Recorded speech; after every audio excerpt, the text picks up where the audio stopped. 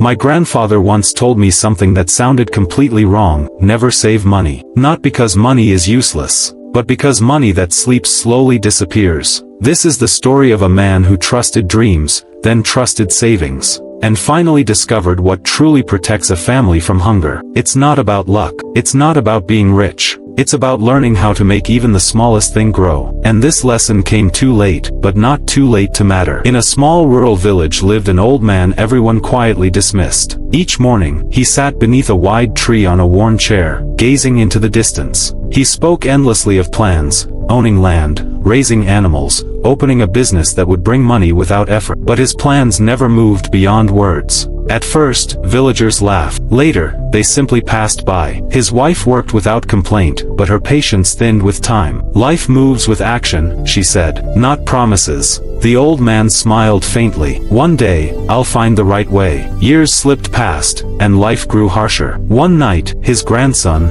small, hungry, and barefoot, asked, "Grandpa, is there anything to eat?" The cupboard answered silently, "Empty." The old man felt something break inside him. Dreams had cost him time, and time had cost his family food. And the next morning, regret pushed him into a life he never wanted. With shame burning heavier than the sun, the old man went to work as a day laborer. The fields showed no mercy. Heat scorched his skin, his back bent lower with each passing day, and his hands cracked from endless strain. Sweat blurred his sight, and pain followed him home each night. Dinner was simple: beans, a few tortillas, never enough. When his grandson asked what he earned, he replied quietly, "Enough to survive today." But the money never stayed. Food consumed it. Illness erased it. Loss followed loss. The roof still leaked. Hunger still waited. One afternoon at the village store, he overheard men speaking with confidence. "The secret is saving. If you save, you'll be safe." Those words settled deep in his mind. That night, he searched for something, anything, that could give his family a future without fear. And that's when he placed his hope into a simple glass jar. The old man hid a large glass jar beneath the bed. Each week, after buying only the bare essentials,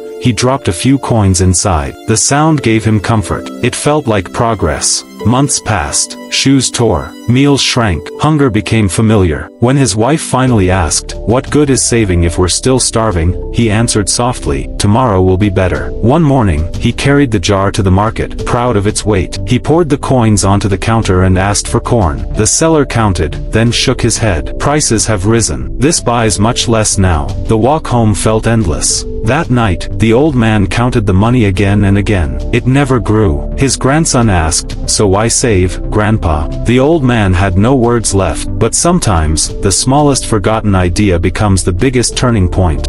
Sitting on the porch one quiet morning, the old man watched neighbors pass by. One carried eggs, another delivered milk. None of them looked worried. That's when a memory returned, his grandson once asking, "Why don't we raise chickens?" This time, he listened. He used the last of the money to buy a few weak hens. When they were released, the yard filled with laughter and movement. Soon, they found their first egg, then another. They ate some, sold some. With that money, they bought one more chicken. The old man began writing everything down. Each egg mattered. Each day counted. The work felt different now. It wasn't endless labor, it was growth. Neighbors started coming. The yard grew louder. Hope returned quietly, without promises. And finally, the old man understood what money was always meant to do. One afternoon, the old man held a warm egg in his hands and smiled. "This," he told his grandson, "is worth more than coins in a jar." It fed them. It multiplied. It didn't lose value while waiting. The jar stayed forgotten beneath the bed. The chickens became their safety. When people spoke of saving money, the old man pointed to the yard and said, "Money that sits still disappears.